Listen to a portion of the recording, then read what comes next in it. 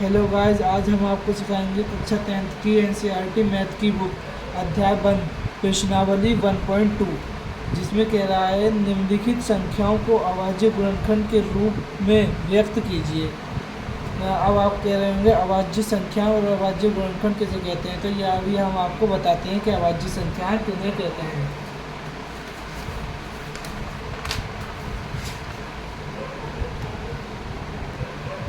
तो गाइस, ये रही अभाज्य संख्याओं की परिभाषा। तो अभाज्य संख्याएं वे संख्याएं हैं जिनके दो गुणनखंड होते हैं, जैसे 2, 3, 5, 7। सबसे छोटी अभाज्य संख्या 2 है। और भाज्य संख्या वे संख्याएं हैं जिनके 2 से अधिक गुणनखंड होते हैं, जैसे 4, 6, 8, 9। तो आइए हम आपको अब आप कह रहे होंगे कि गुणनखंड होते क्या हैं। गुणनखंड आपको बताते हैं गुणनखंड किसे कहते हैं। जैसे एग्जाम्पल के तौर पर हम एनसीईआरटी के एग्जाम्पल देते हैं। इसमें लिख रहा है निम्नलिखित संख्याओं को अभाज्य गुणनखंड के रूप में व्यक्त कीजिए। तो हम पहला उदाहरण लेते हैं 140। हमने लिखा पहला उदाहरण 140। तो हम यहाँ लिख रहे हैं, लाइन खींची और यहाँ लिख दिया 140। सबसे छोटी हमने क्या संख्या बताई थी अभाज्य संख्या 2। तो इसे काट के देखो 2 से 2 सत्ते 14। अब ये बचा 0 यहाँ लिख दिया। अब फिर 2 से काट के देखो 2 तिया 6, यहाँ बचा 6 तो यहाँ बचा 1, तो 2 पंजे 10। और इसे काट के देखो अच्छा हाँ, इसे काट के देखो 5 से 5 सत्ते 35, 5 सत्ते 35 हो गया। और ये हो गया 7 एकम 7, ये हो गया।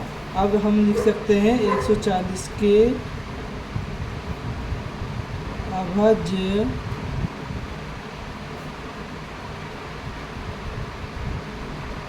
गुणनखंड। 140 के अभाज्य गुणनखंड क्या निकल के है? 2 गुणा, हर संख्या के बाद गुणा लगाना है। 2 गुणा 2 5 गुणा 7, ये निकल के आया। तो हाँ, 2 कितनी बार है? 2 है 2 बार, तो 2 की पावर 2 गुणा 5 कितनी बार है? 1 बार, तो 5 के हम 5। 7 एक बार है तो 7 एकम 7। ये हो गए 140 के अभाज्य गुणनखंड। यही हो गया हमारा आंसर। अब हम निकालते हैं। जैसे ये आपको हार्ड लग रहा होगा ये उदाहरण, तो इसे ही कराते हैं आपको। तो हमने लिखा उदाहरण नंबर 3 38 25। तो 38 25 ऐसे लिखा और ये हमने यहाँ लिख दिया 38 25। 38 25 को सबसे छोटी 2 से देखते हैं। 2 से नहीं कट सकता ये 2 से। 3 से काट के देखो 3 लिखा हमने, 3 एकम 3, यहाँ बचे 8, तो 3 दूनी 6, 8 में से 6 गए, बचे 2 को इसमें मिला दिया, तो यहाँ होगा 22, 3 सत्ते 21, 22 में से 21 गए 1, तो 1 इधर ले लिया 15, 3 पंजे 15।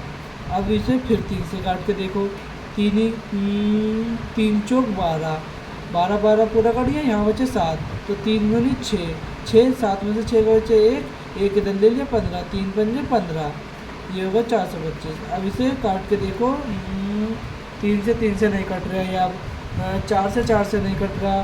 5 से काट के देखो, 5 8 40, बच्चे 42 में से 40 गए, बच्चे 2 इधर ले लिए, 5 पंजे 25, ये बच्चे 85। इसे काट के देखो 5 से, 5 एकम 5, और ये बच्चे 5 सत्ते 35। 17 एक अभाज्य संख्या है, तो ये 17 से ही कटेगा, 17 एकम 17।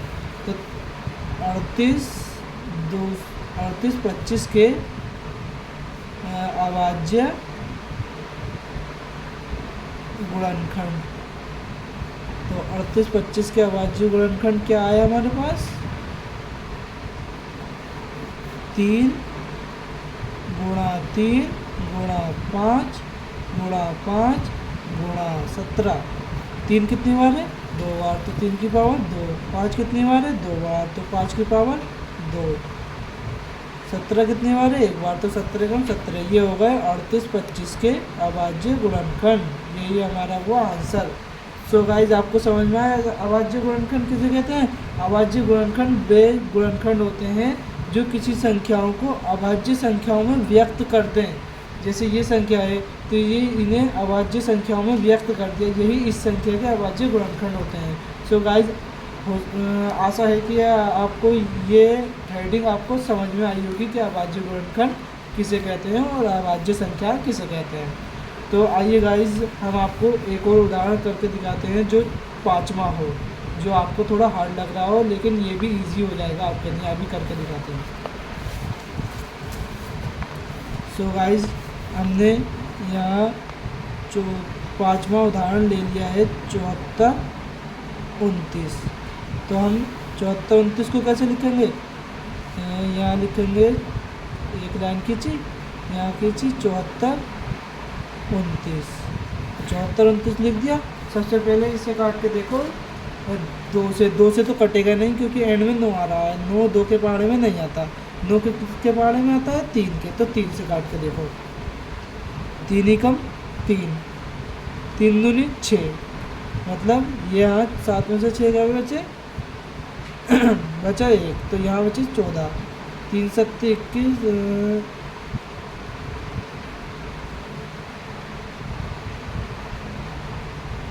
3 7 21।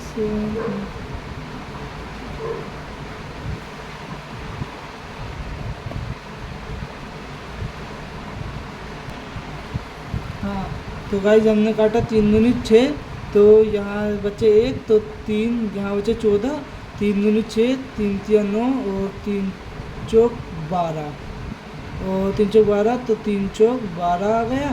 14 में से 12 आ गया, बचे 2, 3 7 21, 3 7 21, और यहाँ बचे 3 7 21, तो यहाँ बचे 1, यहाँ बचे 19, मतलब ये 3 से नहीं कट रहा, तो इसे 3 से हम नहीं काटेंगे।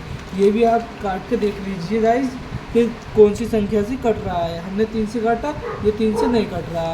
अब हम इसे और संख्या से काट के देखेंगे। गाइज मैं तो यहाँ कुछ भी गलती कर सकता हूँ, लेकिन आप कोई गलती नहीं करना, आप माइंड में काट के देख लेना। 3 से कट रहा हो, जिस संख्या से कट रहा हो उस संख्या से आप पहले काट के देखना, माइंड में कट रहा हो तो लिखना। ये तो मैंने आपको सिखाने के लिए थोड़ी बहुत मिस्टेक कर दी है। तो अब हम काट के देखते हैं मन में ही। 3 से नहीं कट रहा, 4 से भी नहीं कटेगा, 5 से भी नहीं कटेगा, 6 से भी नहीं कटेगा, और इसे काट के देखते हैं। सो गाइज अब इसे 17 से काट के देखते हैं। तो यहाँ हमने 17 लिखा, 17 कम 17, 17 दूनी 34, 17 51, 17 चौका 68, 17 चौका 68, यहाँ लिखा 17 चौका 68।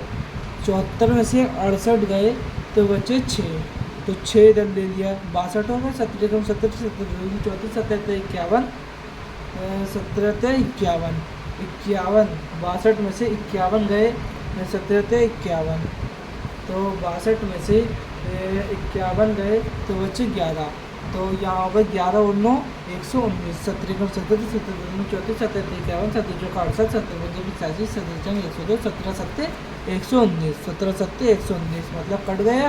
अब इसे काट के देखो,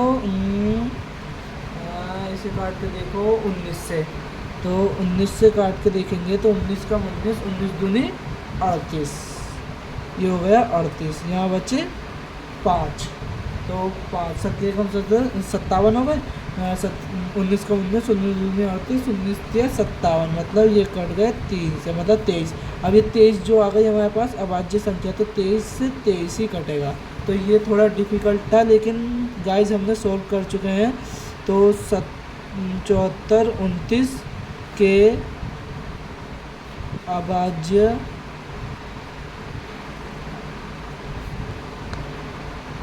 गुणनखंड